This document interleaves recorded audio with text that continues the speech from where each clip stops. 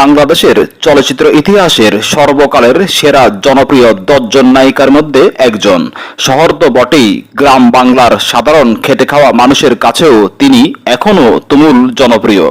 তার গালের এক পাশের কালো তিলটা নিয়ে দর্শকদের মাঝে এখনও কৌতূহলের শেষ নেই। ৬৯ বছর বয়সে এসেও এখনও তিনি ৩০ বছরের যুবতীর মতোই গ্ল্যামারাস। শহরের অভিজাত ধনীর দুলারি কিংবা গ্রামের চঞ্চল যুবতী, পোশাকি সিনেমার চরিত্রে কিংবা শাবানার মতো দুঃখের ট্র্যাজেডি ভরা কাহিনী, সব ধরনের চরিত্রেই তিনি ছিলেন অনন্য। সিনেমার প্রতি প্রবল ভালোবাসা আর নায়িকা হওয়ার অদম্য ইচ্ছায় তিনি বাড়ি থেকে এক প্রকার পালিয়েই ঢাকায় চলে এসেছিলেন। তারপরের কাহিনী অবজ্ঞা, বঞ্চনা, টিকে থাকার লড়াই, আর সেই লড়াইয়ে জয়ী হয়ে বাংলার সাধারণ খেটে খাওয়া মানুষের প্রিয় নায়িকা হওয়ার গর্বিত কাহিনী। রোজিনা, বাংলা চলচ্চিত্রের কালজয়ী, চিরসবুজ, তুমুল জনপ্রিয় নায়িকা।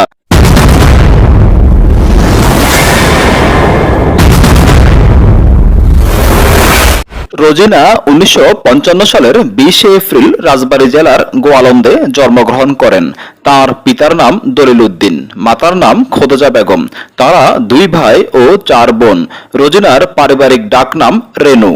তার শৈশব ও কৈশোর কেটেছে নিজ বাড়ি রাজবাড়ী শহরেই। ছোটবেলা থেকেই চলচ্চিত্রের প্রতি প্রবল আগ্রহ ছিল রোজিনার। বাড়ির পাশেই চিত্রা সিনেমা হলে নিয়মিত সিনেমা দেখতেন তিনি।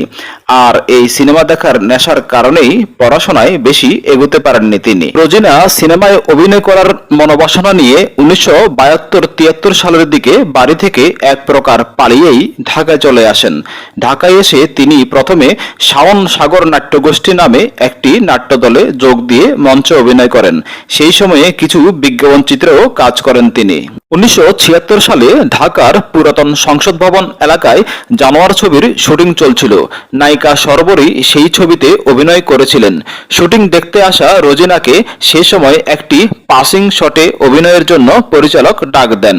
তার অভিনীত দৃশ্যটি ছিল একটি ট্রেতে করে বোতল এবং কিছু গ্লাস সাজিয়ে টেবিলে পৌঁছে দেয়া। এই কাজটুকু করার জন্য তাকে তখন ১০ টাকা সম্মানী দেওয়া হয়েছিল।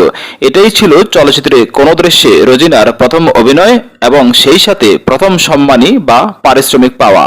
১৯৭৭ সালে ফখরুল আলম পরিচালিত সাগর ভাষা সিনেমায় নায়িকা হিসেবে অভিনয়ের কথা থাকলেও শুটিং করতে গিয়ে রোজিনা দেখেন নায়িকা হিসেবে সেখানে কবরী অভিনয় করছেন।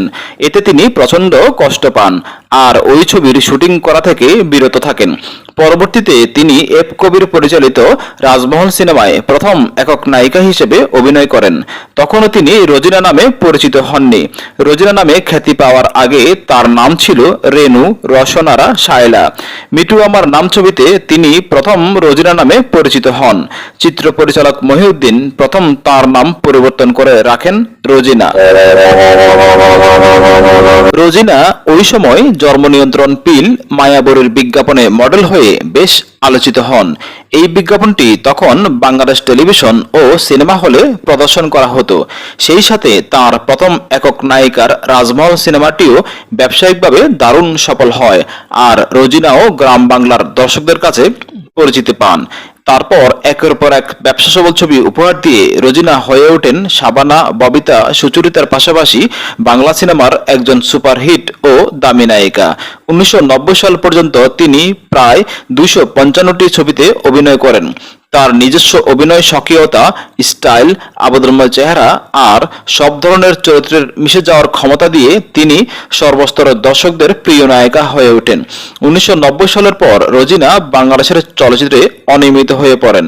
সর্বশেষ ২০০৫ সালে তিনি রাক্ষসী নামে একটি সিনেমায় অভিনয় করেন। রোজিনা ১৯৮৬ সালে পাকিস্তানে হাম দো হ্যায় ছবিতে অভিনয়ের জন্য জার্মানিতে নিগার অ্যাওয়ার্ড লাভ করে ভারতীয় উপমহাদেশে চমক সৃষ্টি করেন এবং বাংলাদেশের জন্য সুনাম বয়ে আনেন।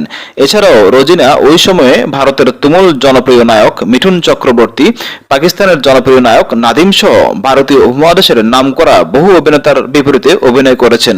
সুনিপুণ অভিনয়ের জন্য রোজিনা ভারত, পাকিস্তান, শ্রীলঙ্কা সহ বিভিন্ন দেশ থেকে ছোট বড় ১৫টি আন্তর্জাতিক পুরস্কার লাভ করেন।